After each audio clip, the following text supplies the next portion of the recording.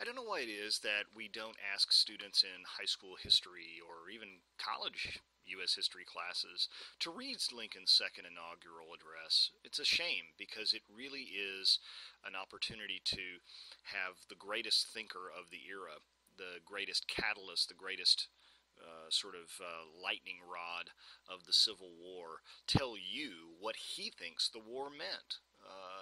We spend a lot of time talking about battles and dates and how many died and all of this kind of thing. We never sit back and ask, what is the one person who knew more about the war, who was more deeply involved than anybody else? In some ways, in the eyes of some people, the guy who the war was about, although I think that's erroneous, what did he think of the war? And this is his finest, most complete, and I think one of his most beautiful statements about what the war actually was about and what it meant. Seems, again, strange for us to say, yeah, they're fighting a war 4 years into it, only then are they coming to understand and coming to grips with what the war was all about. But that happens a lot in history when you think about it. When we live through traumatic things, it takes us a while to figure out what's its relevance, what's its significance, what does this mean, how will this change our world and our lives. What you may have thought about a particular event beforehand, in retrospect, you may think quite differently about it. The first thing I'll point out is the occasion itself. This is quite interesting. Lincoln, of course, was inaugurated 4 years prior, and it is a singular fact that most people don't realize that Lincoln was elected President of the United States, but he didn't actually get sworn in until the spring. Back in those days, today we swear them in January. In those days, they swore them in March or even April, earlier than that. You'd get elected in November, but you had a good several months before you actually took the office.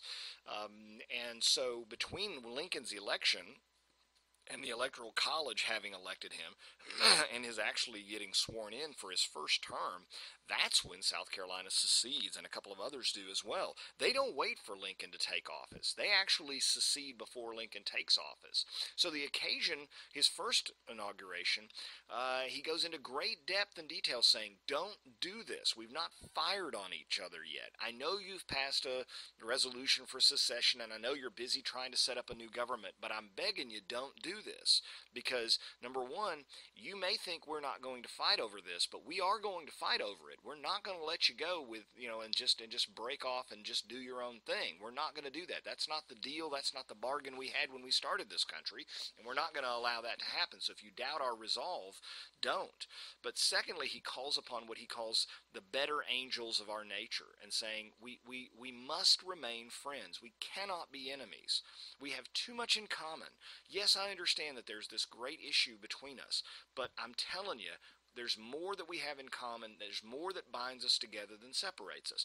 Lincoln was not what you would consider to be a dyed-in-the-wool abolitionist when he ran for president. Even when he ran for Senate, against his opponent there in Illinois, he did not argue that we ought to abolish slavery. His position was we ought to freeze slavery in its tracks right now, not allow it to expand out west, and then gradually, slowly, over time, reform it. And he felt slavery was an unjust and immoral institution, but he was not for getting rid of it wholesale right away. He thought you could contain it and that eventually you could legislate it away. A lot of people thought that. But even that position was considered by the South as being way too radical. They had been used to presidents who were fully supportive of slavery, and they saw him as a radical abolitionist, even though he was considerably less radical than others. William Lloyd Garrison and Frederick Douglass, who said, "Get rid of it and get rid of it right now, everywhere and for all time." Lincoln did not say that. Lincoln, in fact, said against Frederick Douglass, against his opponent Douglass in the race for the Senate, which he lost, by the way. He said, "I would be in favor of preserving the Union with slavery, without slavery, or with some places slave and some places free, but no matter what, I'm in favor of preserving the Union." And that's what he said. Now, he changed on that over time. I think as the war went on, he changed his mind. This speech, compared to Gettysburg, compared to the first inaugural speech, shows the progression of his thought on this issue. In fact, he is reported to have not been a terribly religious man prior to the war, but as the war went on, he became a more devout and more religious man. I think most of his biographers recognize that. Well, it's kind of hard to put your finger. He wasn't kind of this typical, easy to identify denominational kind of guy. But he became a more deeply devout and religious person as the war went on. And by the end of the war, this plays a major part in this particular speech especially. He is supposed to have come into his cabinet one day and announced to them, I am going to emancipate the slaves. I made a resolution and prayed about it, and I promised God that once we had a victory, even a small one, that I would fulfill that commitment. And this was right after the Battle of Antietam. He comes into the cabinet. They all look at each other and think, okay, the president is now officially crazy. Does he know what that's going to do to support for the war up north, where half the people really don't want this to be a battle about slavery? What in the world is he thinking? They tried to talk him out of it, and he finally said, the promise having been made, I cannot go back on it. Right? And he means the promise not just to the slaves, but also his promise that he made to God in having prayed about it. I believe it was Seward who actually told him, okay, right, we're not asking you to break a deal with God, but please, for heaven's sakes, put it off until January, okay? Give it some time. Give them a chance to come around. Let this sink in and be absorbed by the country. But even Lincoln started off the war again saying, I just want to contain slavery. But by the time 1862, 1863 rolls around, he realizes, no, this is about slavery, and we have to deal with it. If we're going to fight this war, we're going to have to fight it for some really great, important cause other than just preserving the Union. It's got to be about why we have a Union, and that is the preservation of liberty and the blessings of liberty for everybody, no matter what their color or creed or national origin, etc. So he gets the big picture. But, people love to judge Lincoln and say, well, he was this mythical figure and we've made too much of him and we've turned him into a god and he was just a man. And they can dig up speeches where he says things that are not very staunchly abolitionist or that wouldn't strike us as being progressive.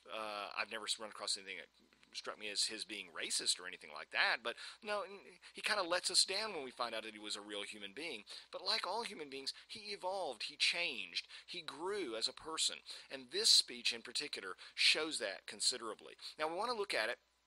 By the way, in that picture down in the bottom right-hand corner, if you blow it up or you find an enhanced version of that picture, what you'll find is there's Lincoln at the bottom there giving his address on a little table, it was actually a cast iron little table with a glass of water there. That's it. That's how he delivered his speech on the steps of the Capitol. In that little balcony area up above him is a not-so-nice little man named John Wilkes Booth. He actually was there, and he had a gun. And he could have shot him, but he lost his nerve because, of course, he was a coward. But if you look at it, he's there. And he even writes about it in his diaries or his letters and says, I was there. I could have taken a shot at him and killed him right there and didn't do it. And he lost his nerve. He was probably half drunk as well because he was a heavy drinker. So that's kind of by the way, he stood for re-election. He probably would have lost had Sherman not taken Atlanta when he did. Once Atlanta was taken, people up north said, you know what, maybe we should stick this out. It looks like we are going to win it. It looks like we're going to win it. And the Army of the Potomac, the Northern Army especially, but the Army of the Potomac in particular, voted absentee, and they voted overwhelmingly for Lincoln. And so when the boys in the ranks said, no, we're in it for 3.5 years, we're going to finish this out, and we're voting for Abe, that really made a huge difference. He's the only president in any democracy that I know of in modern times to have stood for re-election during a civil war and win it, and to do it without stuffing the ballot, without changing the rules, without rigging the system. That took a lot of guts and a lot of principle. Let's look at the opening of this. He says, at this second appearing to take the oath of the presidential office, there is less occasion for an extended address than there was at the first. Then a statement, somewhat in detail, of a course to be pursued seemed fitting and proper. Now, at the expiration of 4 years, during which public declarations have been constantly called forth on every point and every phase of the great contest which still absorbs the attention and engrosses the energies of the nation, little that is new could be presented. Look how stark this is. He basically says, not going to give you a long speech. Anything I say, you already know already. There's no point in going over it. I'm not going to give you the details of all the last 4 years' worth of events. It's too painful, one gathers, to go over it, and it's too tedious. The country is tired and sick to its stomach of war, and he knows it. There's a sense of resignation, of fatalism, and once again, I'm going to call this forth for you to pay attention to, the use of sort of biblical styled rhetoric, religious rhetoric that he uses in here. With high hope for the future, no prediction in regard to it is ventured. He won't say, oh, we're going to win this thing and we're going to do it by November. Don't trust me, we're only inches away. He refuses to predict when the war will end. He even goes into depth on that later in the speech. On the occasion corresponding to this 4 years ago, all thoughts were anxiously directed to an impending civil war. All dreaded it, all sought to avert it. While the inaugural address was being delivered from this place, devoted altogether to saving the Union without war, insurgent agents were in the city seeking to destroy it without war, meaning those congressmen who were from states that seceded, seeking to dissolve the Union and divide effects by negotiation. Both parties deprecated war, but one of them would make war rather than let the nation survive, and the other would accept war rather than let it perish. And the war came. Listen to how stoic and resigned that is. And the war came. Sort of passive voice there. It almost sounds like something out of the Old Testament, doesn't it? And what he says is, and of course he's referring to Fort Sumter. The South fired on the North. The North had a military installation on an island called Fort Sumter right outside of Charleston, and the South said, you will give this back. You will evacuate that island and that fort. It is ours. We are our own country now. You will give it up. And the federal government said, it's federal property. It's not yours. We're not leaving. Now, the South won that particular battle, and they gave up. But they retook Fort Sumter and then some. These slaves, he says, 1/8 of the whole population were colored slaves. These slaves constituted a peculiar and powerful interest. All knew that this interest was somehow the cause of the war. Neither party expected for the war the magnitude or the duration which it has already attained. Right? Remember, I told you that nobody thought this was going to last long. Most people said, it's not about the slaves. It's not about the slaves. It's about the preservation of the Union. But Lincoln puts his finger on it and says, no, back in the back of your mind, you knew this was always about slavery. You knew this was always about who is entitled to those rights. And you also, back in the back of your mind, may never have known that it was going to be as bad as it was, but we were all kidding ourselves that this was going to be over quickly. Now, of course, the most powerful part of the speech comes towards these last several lines of it, which I want to cover here. Each looked for an easier triumph and a result less fundamental and astounding. Both read the same Bible and pray to the same God, and each invokes his aid against the other. It may seem strange that any men should dare to ask a just God's assistance in wringing their bread from the sweat of other men's faces. Right? That's a pretty big slap at slave owners. Now, but look at what he does right afterwards. He says, but let us judge not, that we be not judged. Look at that. He wants to condemn the slave-owning South, but he says, I'm not gonna sling mud. Not because I'm afraid to, but because, we all have sin on our hands here. We're all guilty about this. And you'll see him play this out as the passage goes on. The prayers of both could not be answered. That of neither has been answered fully. The Almighty has his own purposes. Woe unto the world because of offenses, for it must needs be that offenses come, but woe to that man by whom the offense cometh.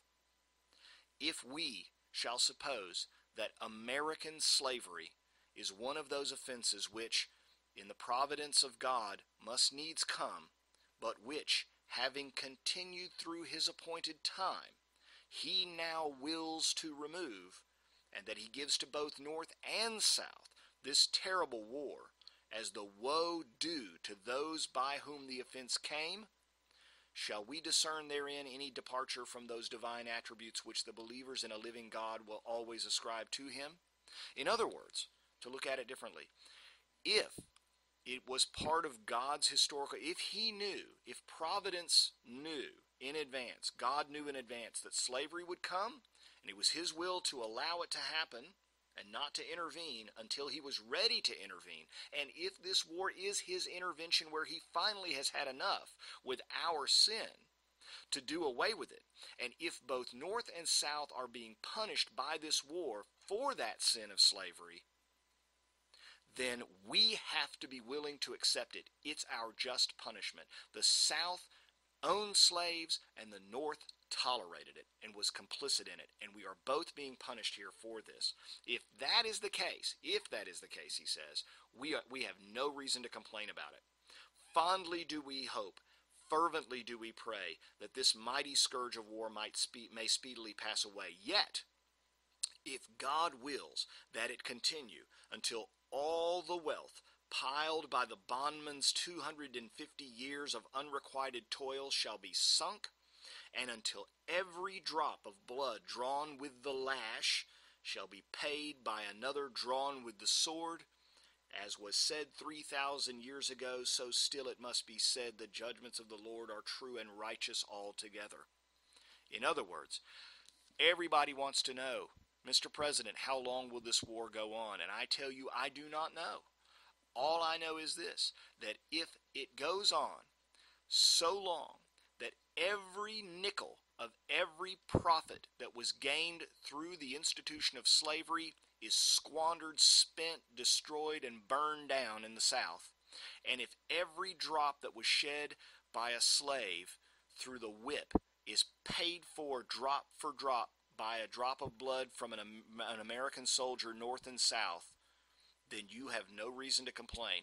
We brought this on ourselves. We failed to deal with it. It's our national sin. This war is the price we pay for the sin of slavery. Look at what he says at the end here. With malice toward none, with charity for all, with firmness in the right as God gives us to see the right. Okay? Look at how humble this is. Look, I'm not saying I know what the right is. All I know is I see the right as best I can see it, and as best God gives me the vision to see it. And I won't claim I have a monopoly on the truth. Let us strive on to finish the work we are in, to bind up the nation's wounds, to care for him who shall have borne the battle, and for his widow and his orphan, to do all which we may achieve and cherish a just and lasting peace among ourselves and with all nations. Now, we all know the end of this story. Within a couple of weeks, a few weeks of this, Lincoln is assassinated. Lincoln was, I contend, and many others do too, the last great hope for the South. His assassination meant there would be no leniency, because a weak President Johnson comes into office, and the radical Republican Congress, bent on revenge towards the South, imposes Reconstruction that is very severe and very taxing on the South. Lincoln, as president, probably would have stood between the radicals and the South and done his best to preserve charity, malice towards none, charity for all. He would have probably made the case for mercy on the South. But without him there was nobody there to make the case for leniency. John Wilkes Booth, a Southern sympathizer, thought he was going to be a hero by doing a cowardly thing, and that is killing the one guy who would have probably done the most and worked the hardest to see to it that the South got leniency. Little did he know he probably did more to exact revenge on the South and to inflict even greater pain and suffering than anybody else during the war. One wonders if Lincoln himself might have, if he survived his own assassination, might have thought that his assassination was providential as well, that a just God felt that the South had not suffered enough for its sin, and that the one person who would have spoken for leniency taken out of the picture, the South got the hand it deserved to be dealt.